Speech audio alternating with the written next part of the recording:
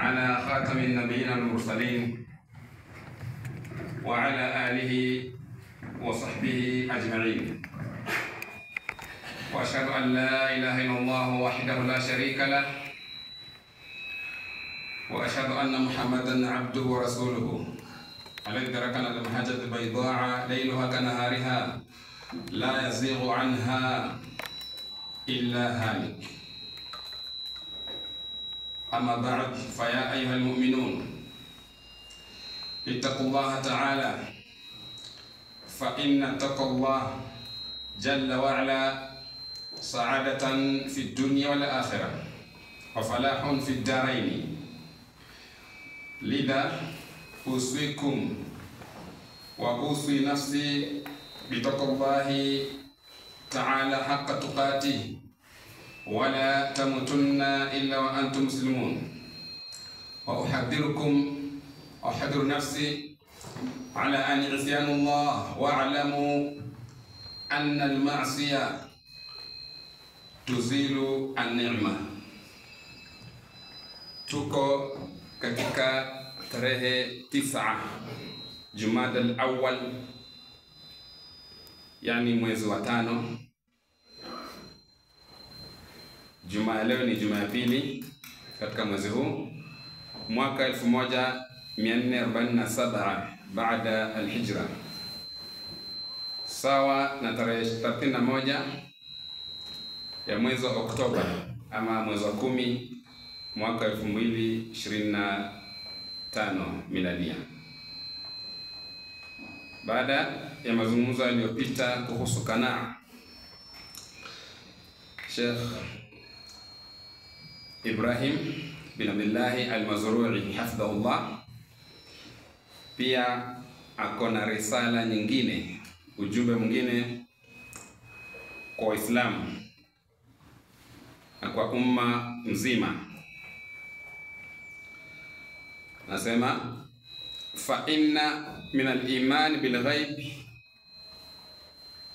asasu al-iman. Inna iman bil ghaib asasu al-iman. Hakika kuamini ghaib, kuamini mambo ambayo ni asiri, mambo ambayo hayajulikani, hayaonekani, ni katika msingi mkubwa wa imani. Muislamu anaamini ghaib. Faqala ta'ala dhalika alkitab la raiba fihi hudan lilmuttaqin alladhina yu'minuna bil ghaib.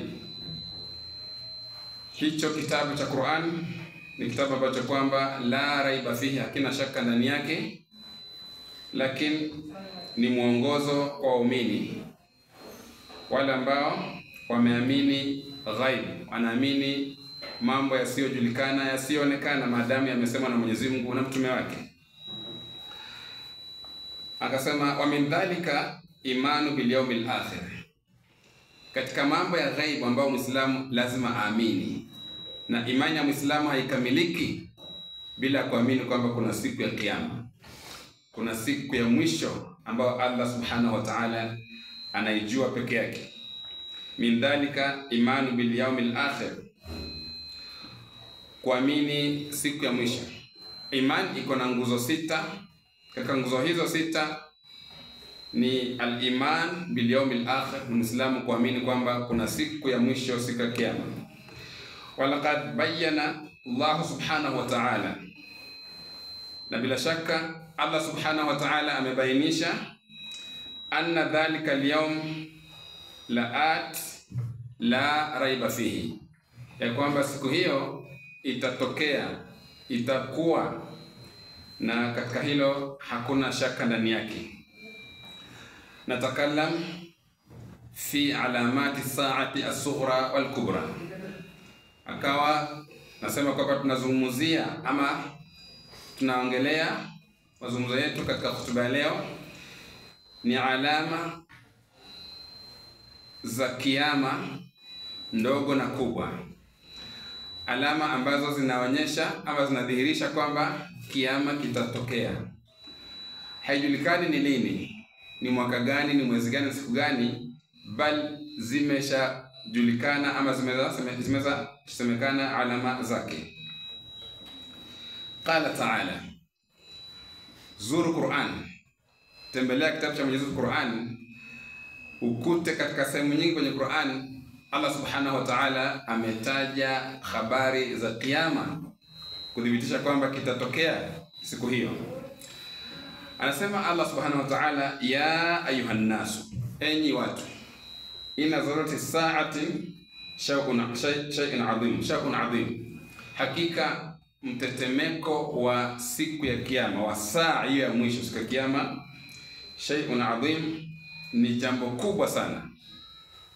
Itakapotokea mtetemeko huo itakuwa jambo kubwa, adhimun yauma. Akaanza kueleza ngalau matukio na vituko vitakavyopatikana katika siku hiyo, ili Muislamu atahadhar na aweze kushika njia iliyo sawa sawa. Anasema kwamba yauma tarawunaha, siku mtakapokiona kiama hicho, tadhhal kullu murda'atin amma rda'at, mama atakayekuwa anaonyesha mtoto wake atamwacha yule ambaye anamnyonyesha, amsahau kabisa, aangaikie nafsi yake.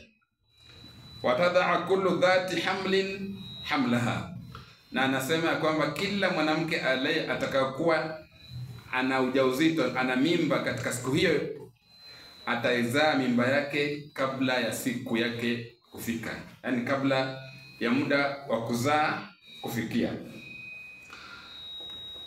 Anasema kwamba watara nasa sukara, na siku hiyo Allah anasema kwamba utaona watu kana kwamba wamelewa, wamahum bisukara, lakini watakuwa hawajalewa, walakin adhabu Allah shadid, lakini ni adhabu ya Mwenyezi Mungu siku hiyo itakuwa kali kiasi kwamba wanakaa kama ni walevi, hawajielewi, hawajifahamu.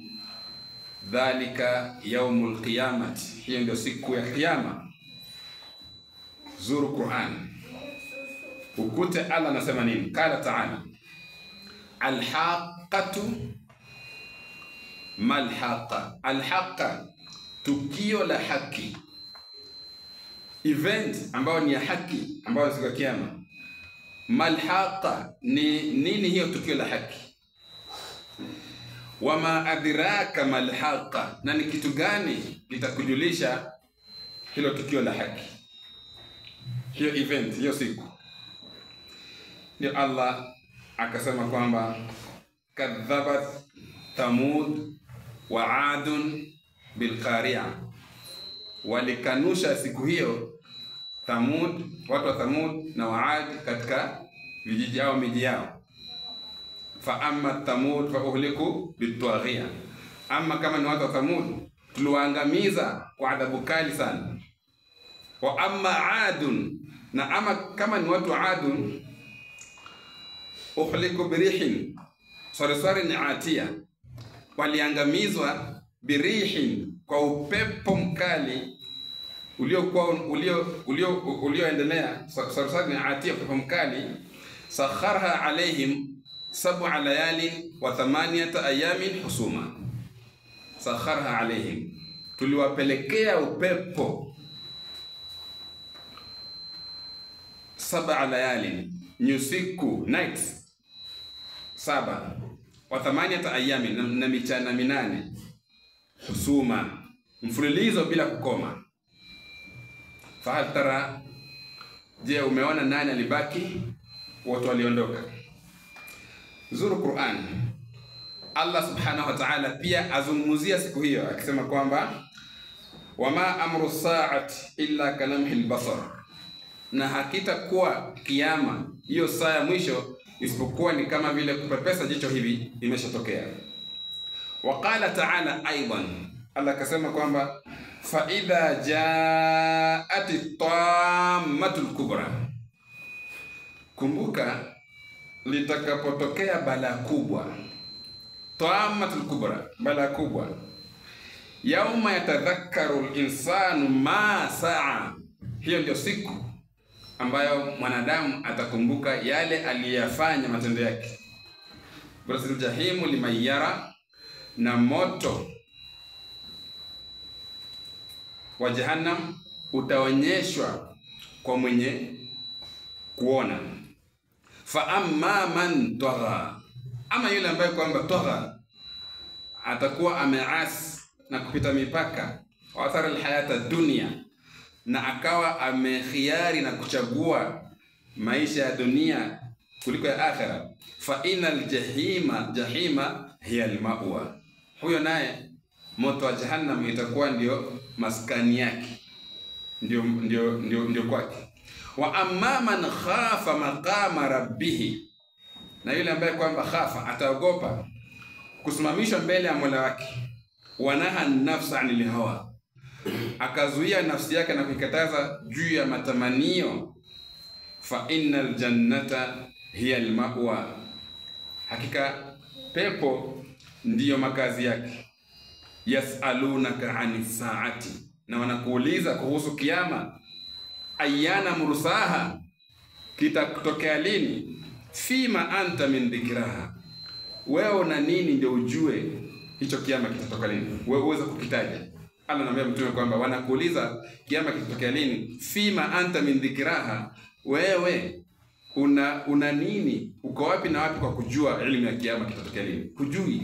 Kwa hivyo ila rabbika muntaha, ujuzi wake na habari zake zimekomea kwa Mwenyezi Mungu, hazijafika kwa malaika wala kwa yote.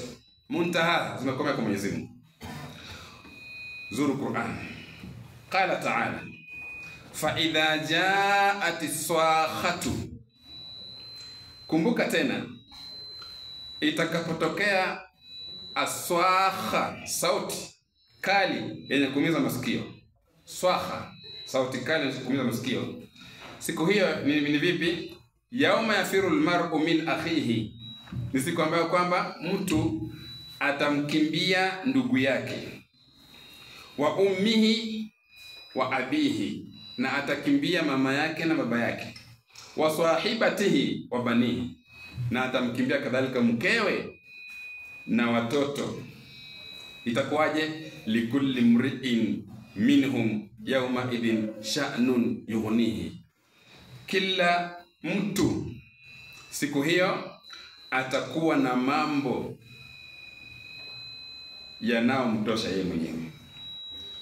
Yani atakuwa na hali ambayo kwamba inamtosha yeye mwenyewe, wala hata kuwa na time kuangaikia ndugu yake, mama yake, baba yake, mkewe, watoto wake na kadhalika.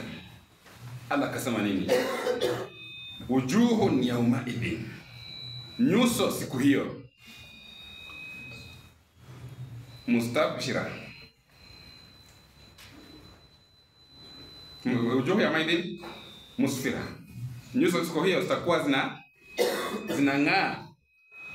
Nyuso zingine dhahikatun mustabshira, zenye kucheka na kuchangamka. Lakini wa wujuhu yawma idhin, lakini kuna nyuso siku hiyo pia alaiha ghabara, zitakuwa zimeparara kama vumbi. Tarhaquha qatara, zimepiga weusi kama giza. Ulaika, wenye nyuso hizo humul kafaratul fajr, ndio watakuwa makafiri tena waovu. Wa dhakara Allahu anna sa'atu qarib, na Allah subhanahu wa ta'ala akataja katika aya ya kwamba hiki kiyama qaribun, kimekaribia mno. Faqala ta'ala, akasema Mwenyezi Mungu, ata amrullah, amra Mwenyezi Mungu imeshakufikieni. Yani kiyama tayari kimeshafika, kuonyesha kwamba kimekaribia. Fala tastajilun, msifanye haraka, kimeshakuja iko kiyama, ama kiko hapa na nyinyi tu kimekurubia. Fala tastajilun. Waqala subhanahu wa ta'ala aidan, bila Allah anasema kwamba inna sa'atu atiyatun akadu ukhfiha litujza kullu nafsin bima tas'a. Anasema kwamba anna sa'atu atiyatun, hakika kiyama kitatokea, kitakuja. Akadu ukhfiha, tunataka tukifiche hicho kiyama, tumekificha hiyo kiyama litujiza kula nafsi bima tasaa, ili tuweze kuwalipa kila nafsi kile walichokipata ama walichokiendea. Qala ta'ala fahal yanzuruna illa saati an ta'tiyahum baghta, kuna kingine ambacho hawa wanangoja? Sisi wanadamu tunangoja nini isipokuwa saa kiyama, an ta'tiyahum, kiwajie baghta, kwa ghafla, na faqad jaa ashratuha, na bila shaka zimeshaonekana alama zake. Wanangoja nini? Hakuna kitu wanachongoja isipokuwa ni kiyama. Kwa sababu gani? Faqad jaa ashratuha, zimeshatokea alama zake, ishara zake. Fa anna lahum idha ja'atuhum dhikrahum, na haitawafaa chochote utajo wao pindi kitakapokuja hicho kiyama. Haitakufaa chochote katika matendo yako ya kheri, haitakufaa. Kwa hivyo hii ni time.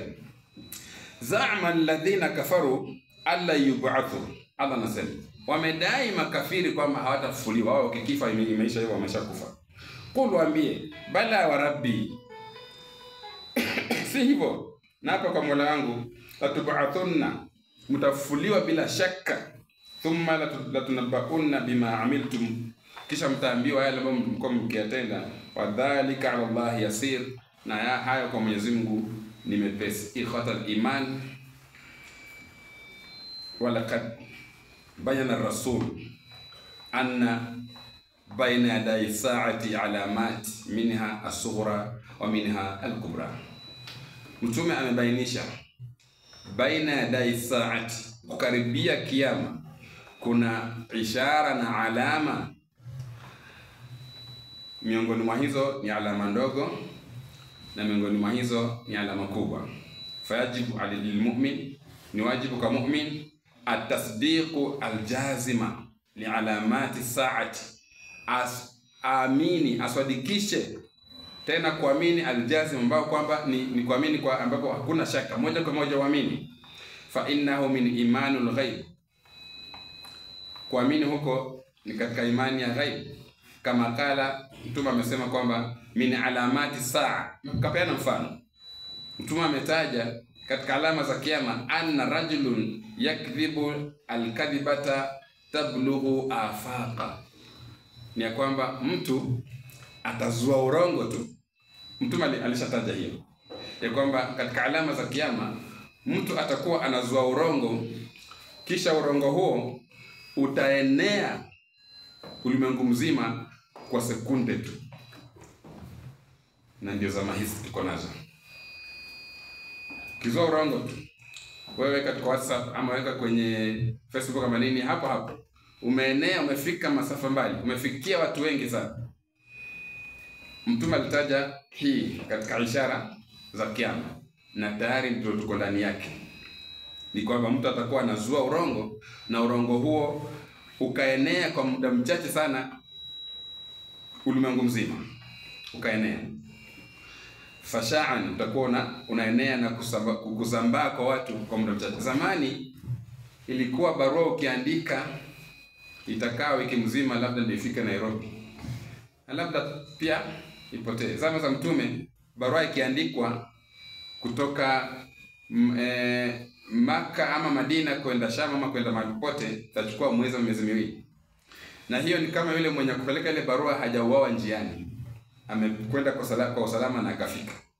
Lakini inapatikana barua hii kufika, mwenye alikuwa na barua amekufia njiani.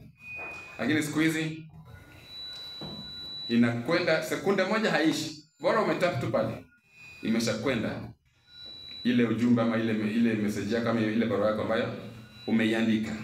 Mtume akadhihirisha ina idhari ashratu saati, hakika kudhihiri kwa alama za kiyama, dalilun min al-adillati ad-dallati ala sidqi an-nubuwa. Kuonekana kwa ishara hizi za kiyama ni dalili katika dalili za kwamba mtume wa Mwenyezi Mungu ni mtume wa kweli, Sayyidul Mursalin, kiongozi wa mtume. Kwa sababu yale ambayo aliyataja miaka hiyo tunayaona. inatufanya tuamini na tuzidi kuamini kwamba kweli Mtume Muhammad alikuwa mtume wa kweli. Wa anna din al-Islam huwa dinul haq. Na mambo haya ambayo tunayasoma katika Uislamu yanazidi pia kutujulisha kwamba Uislamu ni dini ya haki. Wa khairu tariqati tariqi Muhammad sallam. Na njia sawa ya watu kufuata ni njia ya Mtume Mwenyezi Mungu na juu yake, kama qala, kama vile alivyosema Mtume Mwenyezi Mungu, yakulu Allah tabaraka taala, Allah anasema kwamba law salaqu ilayya tariqan, lao wanadamu wangetafuta njia ya kunifikia kwangu mimi, wastaftahu ilayya kullu babi, na wakatafuta mlango wa kufikia kwangu mimi, ma fatahtu lahum, sitawafungulia wala hawatanifikia kwangu, hata yati khalfaka, mpaka wakuje nyuma yako, yani mpaka wafate ile njia Mtume kama zojoke amefundisha. Ndio Uislamu yani. Hafiki kwa Mwenyezi Mungu mpaka mtu awe Muislamu, afuate Uislamu. Wa anna ilmu alamati saati yuthbitu imanul muslim.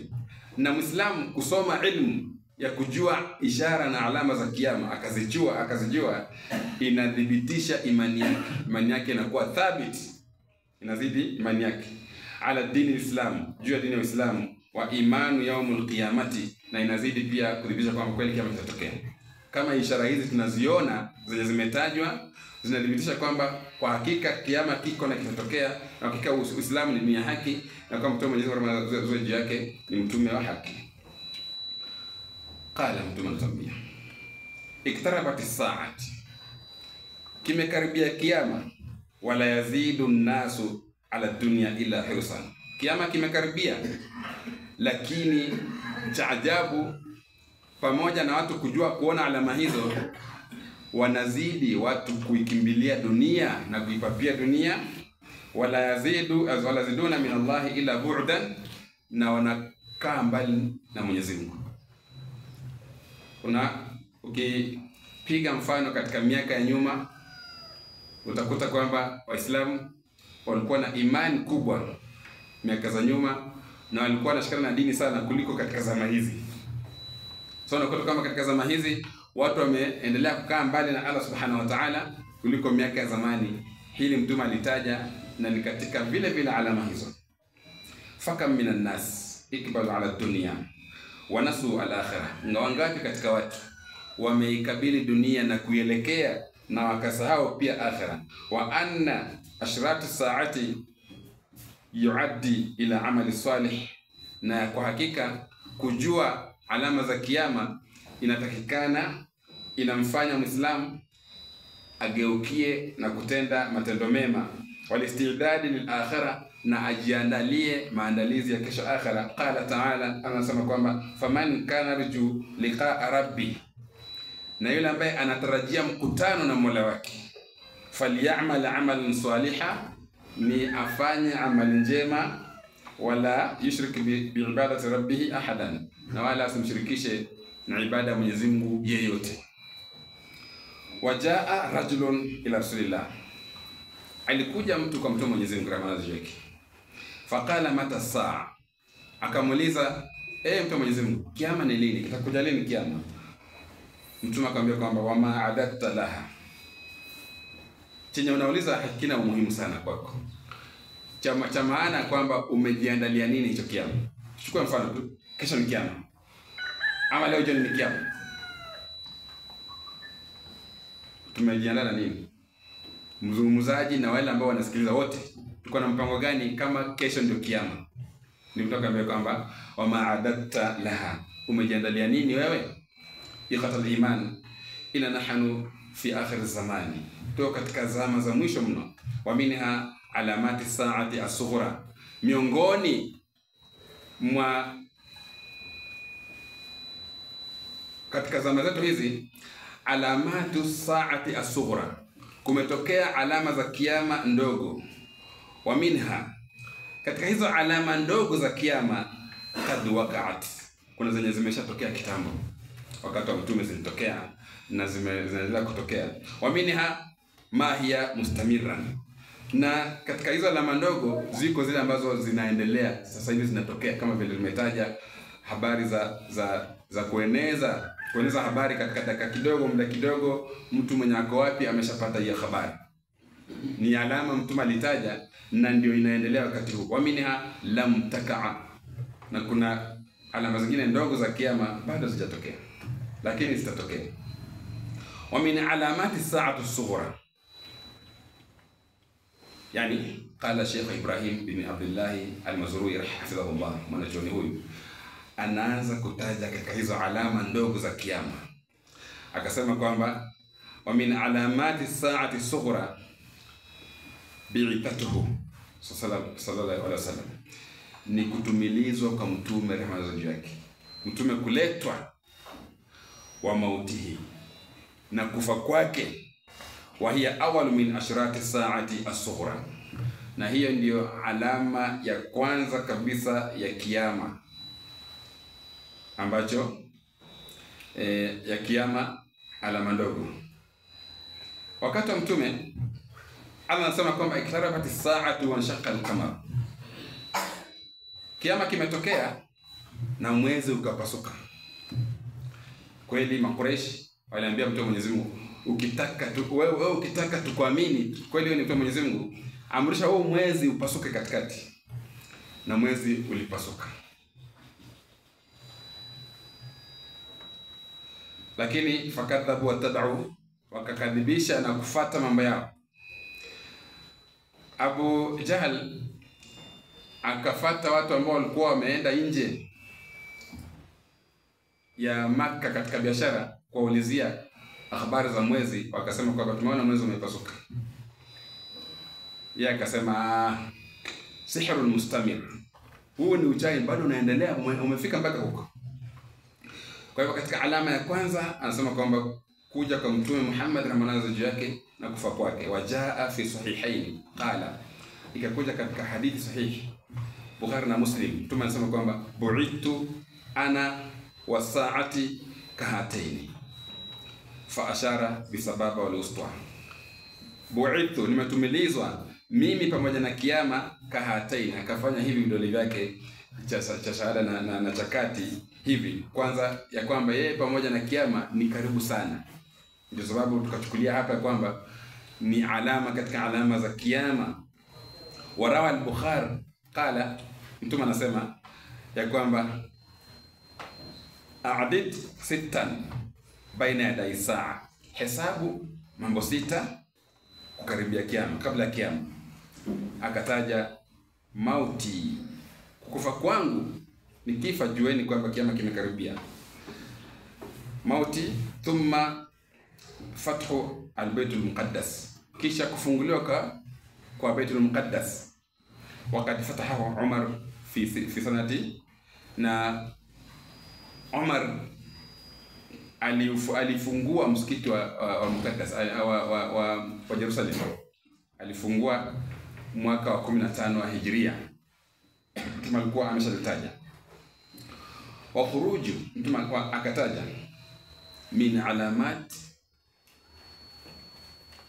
al-qiyamati ka alamati saati as-sughra, akataja mtume Mwenyezi Mungu ya kwamba khuruju dajjalina ad'iyau an-nubuwa, kutoka kwa warongo, kupatikana kwa watu waongo watakaodai utume. Mtume anasema hivyo katika alama, miongoni mwa alama ndogo za kiyama, kutoka kwa waongo, kutazuka, yani kuzuka kwa waongo watakaodai utume. Ma rawahu al-Bukhari wa Muslim an Abi Hurairah qala, katika hadithi hii mtume anasema kwamba mtume anasema la taqumu as-sa'at hatta yamba'itha dajjaluna kadhabuna qaribun min 30, hakutatokea kiyama mpaka kutapatikana dajjaluna kadhabuna, wazushi waongo, karibun min 30, wanakaribia 30. Watazuka watu karibu watu 30, kila mmoja atakuwa anasema ni mtume. Kulluhum yaz'am annahum rasulullah, ay rasulun min indillah. Kulluhum yaz'am, wote watadai, hawa 30 watakaozuka watadai utume. Wakad kharaja minhum fi ahadi rasulillahi Musailima al-Kadhdhab, na alitoka nyakati za mtume zama zake mrongo aliyedai utume, Musailima al-Kadhab. Musailima al-Kadhab alikuwa aliishi zama za mtume, na habari zake ni nyingi, hatuwezi kuzitaja hapa kwa sababu ya kuchunga time. Namna vile alivyokuwa anadai utume, akisikia mtume amefanya kitu fulani, yeye naye anafanya kitu hicho. Akisikia amefanya jambo fulani, na mashairi yake aliyokuwa akiyatunga naye akidai kwamba atinaye pia ni Qur'an. Alitokea bwana huyo fadaa nubuwa, akadai kwamba yeye ni mtume, wa kutila fi khilafati Abu Bakar Siddiq. Na Musailima al-Kadhab aliuliwa katika zama za Abu Bakar, katika utawala Abu Bakar Siddiq. Wal Aswad al-Uns, na mwingine alitokea alikuwa anaitwa al-Aswad al-Ins fi ahadi sahaba, katika zama za masahaba baada ya mtume kuondoka. Yeye pia akataja utume. Wa Shajaja kanat imraa, na mwingine Shajaja alikuwa ni mwanamke, akadai kwamba yeye pia ni mtume. Wa dhahara Hussein bin Ali bin Mirza al-Abbas fi Iran, akatokea huyo naye pia Hussein bin Ali bin Mirza Abbas kutoka Iran, naye pia akadai utume. Fatba'ahu Bahaiya, akamfuata watu, na kukatokea dhehebu la Bahai, siji Bahaiya ama Bahai kama hiko, vitu kama hivyo, wakajitokeza kudai kwamba huyu ni mtume. Situ wakad dhahara fil Hindi Ahmad Ghulam Mirza al-Qadiani, kumedhihirika kutoka India bara Hindi jamaa mmoja anajiita Ahmad Ghulam Mirza Qadiani. Hawa watu wanaitwa Makadiani, lakini hawataka kuitwa Makadiani, wanajiita Ahmadiyya ili tuone kwamba wanajinazibisha na mtume, lakini sio. Qadiani atoka katika kijiji cha Kadiani kule India. Kwa hiyo jina lao la kisawasawa ni Makadiani, wala hata si Ahmadiyya. Huyu bwana Ahmad Ghulam Mirza al-Qadiani alidhihiri katika miaka ya 18, akadai utume, na huyu alikuwa ni project ya Muingereza. Ni project ya Muingereza ili kuharibu Uislamu, kuharibu dini na kupoteza Uislamu. Na wako watu wamejirudika pale, wanafikiria wako katika Uislamu. Na tunatangaza kila siku na kinywa kipana tu kwamba bila ya uoga wote kwamba Ahmadiyya ama wale Mirzai au Makadiani si Waislamu, na wala sio katika yale makundi 73 ambayo mtume alitaja yatatokea katika Waislamu. Kwa hivyo mtu asijidanganye, ni silaha ya kuvuruga Uislamu inayotoka kwa Waingereza maangulu. Mata fi Bait al-Khala, Allah alimdhalilisha akawa kipofu, macho yake yakawa yanatokwa maji kila mara. Jamaa akashikwa na maradhi ya kuhara na akafia chooni. Kama tunajua desturi, mtume huzikwa pale amefia, ilifaa azikwe hapo hapo chooni. Kwa hivyo hii ilikuwa ni kudhalilisha huyu bwana.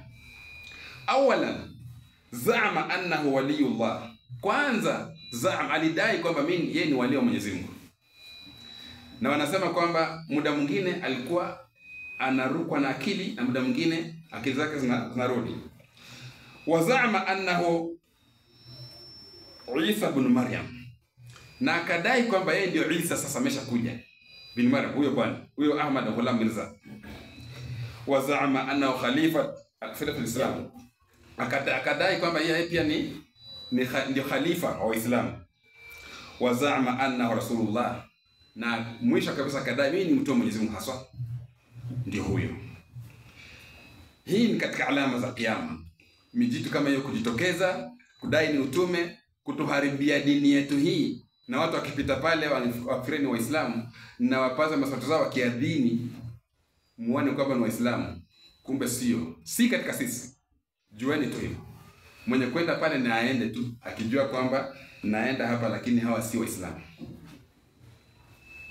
Kwa hivyo, na wapuzi wengine walitoka katika nchi za Tanzania pia wakadai wao wakadai utume. Mmoja alijitokeza akadai ni utume, akasema anabadilisha jina, sasa anaitwa Elia. Alikuwa anaitwa Hamza, akabadilisha jina akasema yeye anaitwa Elia. Na watu hawa Waislamu hawafai kushughulika na wao. Maana mkishughulika na wao katika kuwa hoji mnawapatia umaarufu. Wacha watokomea huko na kudai kwao, mtashughulika na wao kabisa, watakoma, hawatadai tena utume. طيب من علامات الساعة الصغرى كما ذكر العلامة إبراهيم المزروي حفظه الله ametaja kama katika kitabu hicho ya kwamba taklimu sibai wal jamadi lil ins hatta aswa. Katika alama za kuonyesha kwamba kiama kimekaribia, wanyama wawindaji, yani wale wanyama wavamizi, simba, chui, sijui fisi, wanyama wavamizi hawa siba, wao kadhalika watadai, watazungumza, wataongea. Wakizungumza, jueni ni alama za kiyama na lilishatokea hili na litaendelea kutokea. Ma rawahu al-Hibban fi min an Sa'id al-Khudri. Hibban hadithi imepokelewa kwa Sa'id al-Khudri, qala, anasema mtume amesema kwamba walladhi nafsi biyadi, na apa kwa yule ambaye kwamba nafsi katika mkononi mwake, la taqumu saati hatta yukallimu sibau al-ins, mpaka wanyama wavamizi, chui, fisi, simba, mbwa mwitu na kadhalika, mpaka watakapoongea na watu, jueni kama kimetokea, kimekaribia. Wakad wakaa fi ahdi Rasulillah wa sayakaa, anasema na tukio hili la wanyama kuongea limeshatokea wakati wa mtume, liwahi kutokea, kuna wanyama waliongea na itaendelea kufanyika hivyo. Jaa, katika riwaya anasema kwamba jaa an-ra'i kana yar'a al-ghanam, mchungaji wa mbuzi alikuwa anachunga mbuzi yake dhata yaumin, siku hiyo. Fajaa dhibun fa akhadha minhum ghanamun, akakuja mbwa mwitu na kuvamia na kuchukua mbuzi mmoja, kukimbia naye. Yule bwana akaanza kumfukuza, akamfuata yule mbwa mwitu. Mbwa mwitu alipoona kwamba bwana yule amemkaribia sana, fajalasa dhibun, akakaa akimtizama. Fatakallama, akaongea yule mbwa mwitu. Faqala lahu, akamwambia kama ittaqillaha ya hadha, bwana wewe mche Mwenyezi Mungu. Huyo ni mbwa mwitu anazungumza na jamaa yule mchunga mbuzi. Tamna'uni rizqan sakahu Allahu ilayya, yani unaninyang'anya riziki ambayo Mwenyezi Mungu amenipa. Unazuia riziki ambayo Allah amenipa, unaninyang'anya wewe. Jamaa akasema subhanallah, dhibun yatakallam, subhanallah, mbwa mwitu anazungumza. Fazada dhibu yatakallam, na yule mbwa mwitu akazidi kuongea tena, akazidi kumwambia kwamba fakala awala adulluka ala a'jabu min dhalik, unashangaa mimi kuongea, ni kujulisha kile ambacho ni cha ajabu kuliko kuongea mimi kuongea kwangu mimi, kile ambacho ni cha ajabu. Akamwambia kwamba ata'lam inna fil madina rajulun, wewe unajua kwamba kule Madina kuna mtu, kuna bwana mmoja, yuha ilayhi min fawqi sab'i samawati, kuna mtu Madina anateremshwa wahi kutoka mbingu ya 7 huko, maneno yanateremka kwake, anazungumza, anaambia watu, ani mtu. Yani cha ajabu ushangae kwamba maneno yanamshukia Mtume Muhammad akizungumza, hicho ndicho cha ajabu. Mimi kuongea si ajabu. Ndio maana anamwambia hivyo. ya kwamba katika Madina kuna mtu yanateremka kwake maneno, Qur'ani inashuka kwake, anazungumzia watu. Kwa stajabu kwa hilo.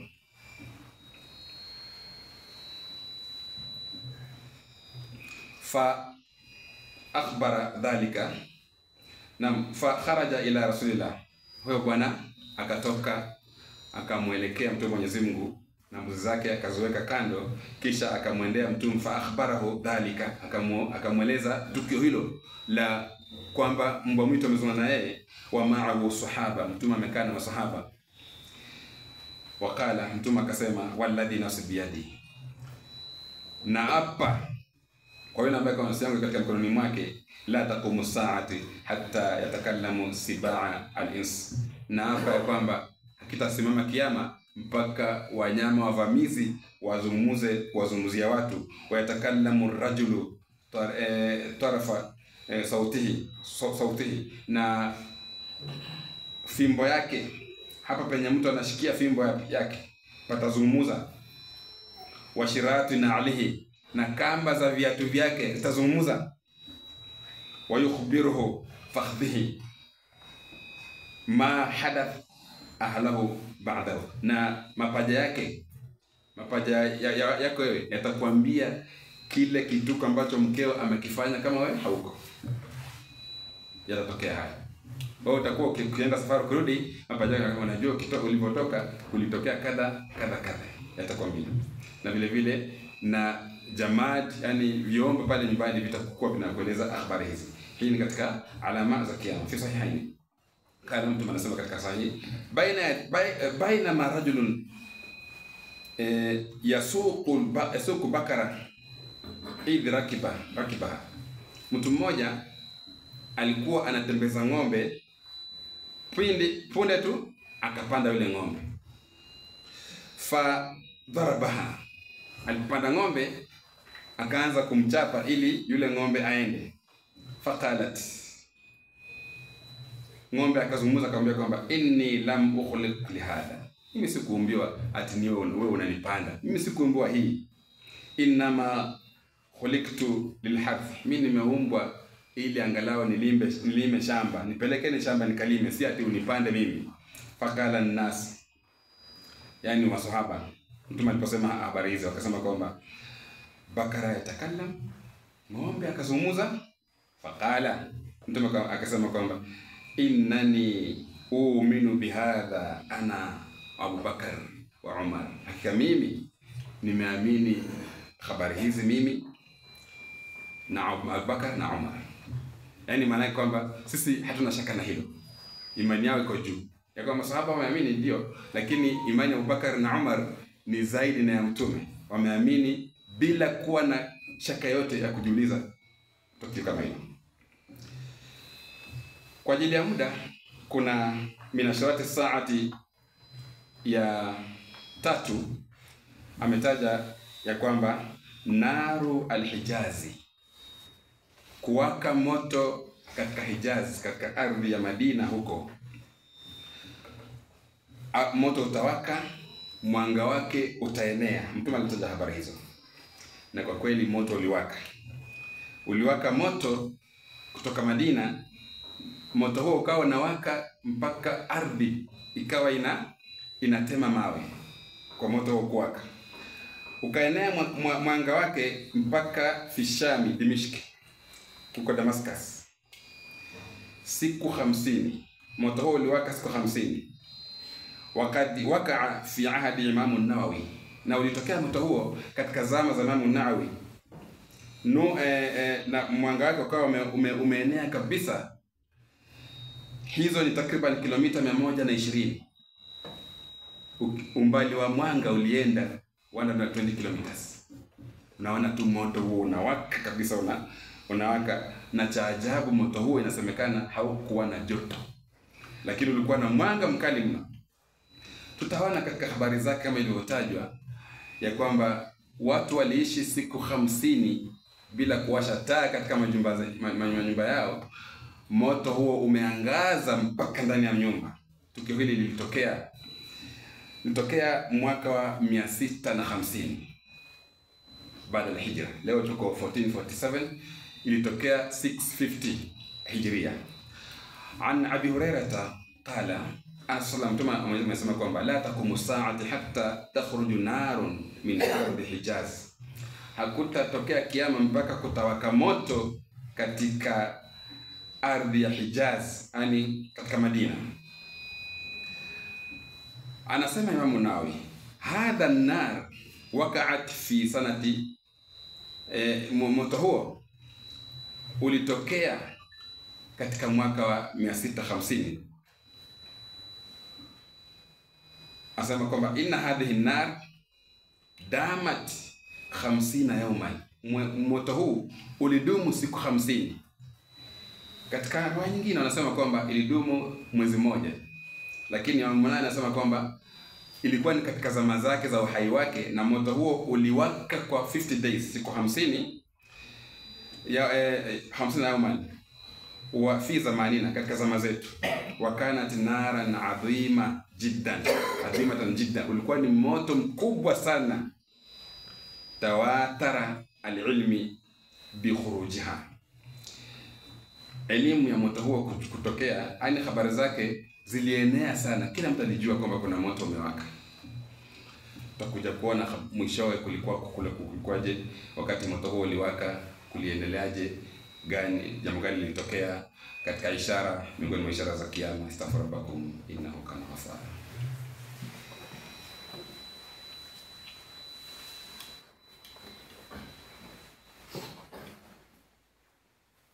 Alhamdulillahi rabbil alamin, salatu wassalamu ala rasulillah wa ala alihi wa sahbihi sallallahu ajma'in, amma ba'di. Ibadallah, usikum wa iyyakum bittaqwallahi ta'ala faqad faza al-muttaqun. Ya ayuhan nas, qala ta'ala inna Allaha wa malaikatahu yusalluna 'alan nabiy ya ayyuhalladhina amanu sallu 'alaihi wa sallimu. Allahumma salli wa sallim wa barik 'ala abdika rasulika Muhammad radhiyallahu anhu wa ar-rashidin minhu Abu Bakr wa Umar wa Uthman wa Ali وأصحاب الرسول أجمعين. اللهم أعز الإسلام والمسلمين وأذل الشرك والمشركين وكفر الكافرين ودمر أعداءك أعداء الدين وانصر الإسلام والمسلمين في كل مكان بالملك الحمر. آمين. يا مقلب القلوب ثبت قلوبنا على دينك، يا مصرف القلوب ثبت قلوبنا على طاعتك برحمتك يا أرحم الراحمين. اللهم اغفر لنا والمؤمنات والمسلمين والمسلمات الأحياء منهم والأموات برحمتك يا أرحم الراحمين. عباد رحمكم الله، إن الله يأمر بالعدل والإحسان وإيتاء ذي القربى وينهى عن الفحشاء والمنكر والبغي يعظكم لعلكم تذكرون. فاذكروا العظيم يذكركم واشكروه على نعمه يزدكم واسألوا من فضلكم وذكر الله أكبر والله يعلم ما تصنعون.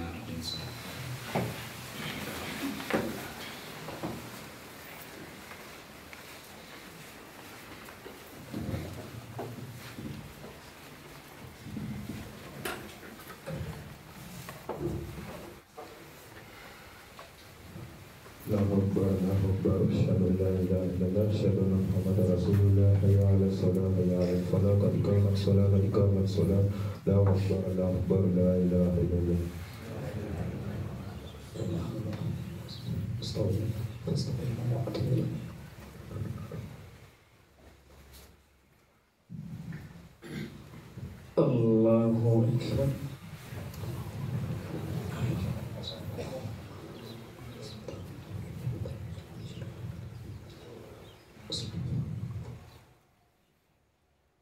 Alhamdulillahi Rabbil Alamin, Ar-Rahmanir Rahim, Maliki Yawmiddin,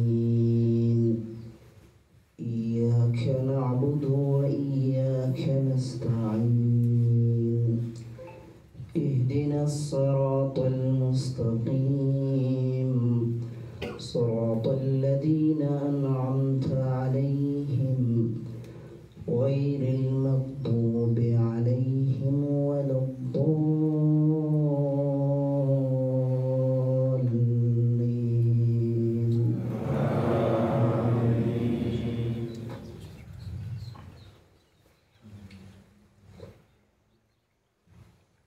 يا أيها الذين آمنوا إذا نودي للصلاة من يوم الجمعة فاسعوا إلى ذكر الله وذروا البيع ذلكم خير لكم إن كنتم تعلمون فإذا قضيت الصلاة فانتشروا في الأرض وابتغوا من فضل الله واذكروا الله كثيرا لعلكم تفلحون وإذا رأوا تجارة أو لهوا انفضوا إليها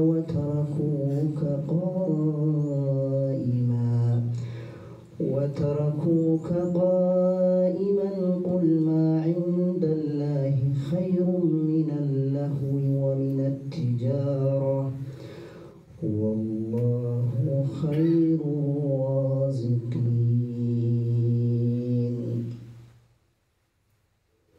الله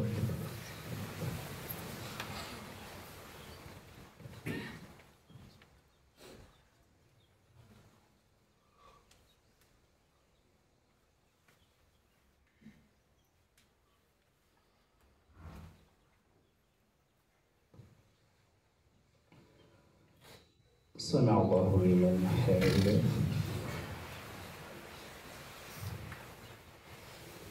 الله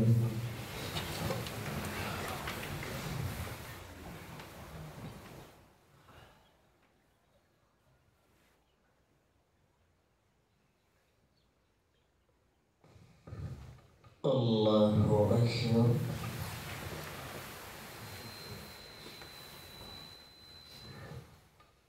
الله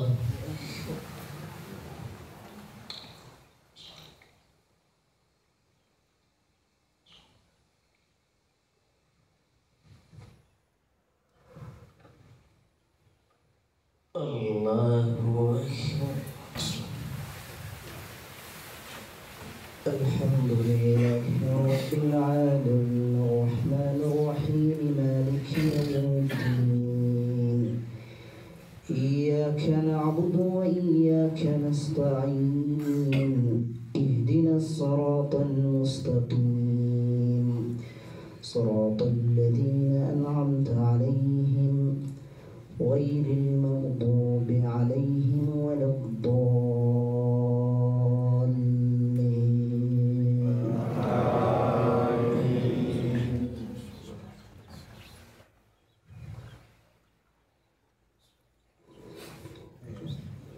قل هو الله أحد الله الصمد لم يلد ولم يولد ولم يكن له كفوا أحد.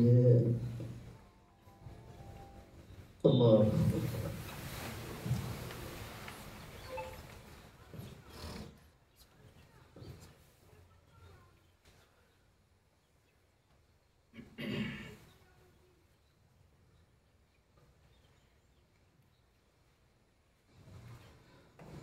سمع الله لمن حمده.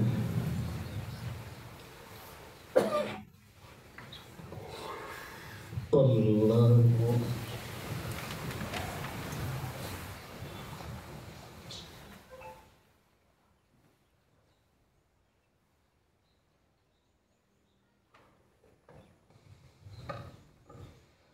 الله أكبر.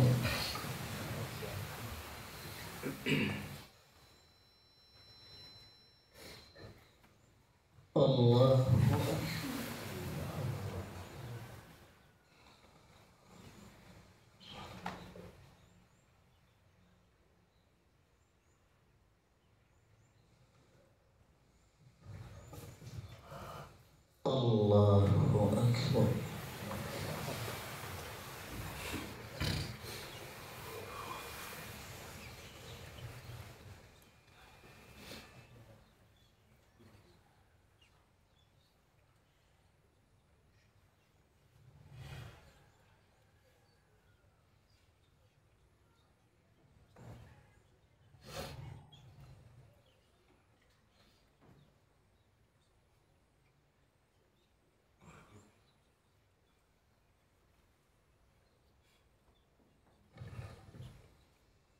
السلام عليكم ورحمة الله.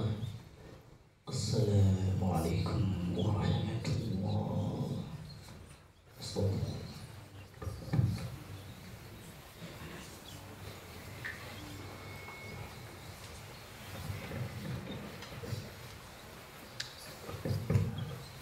Assalamu alaykum wa barakatuh.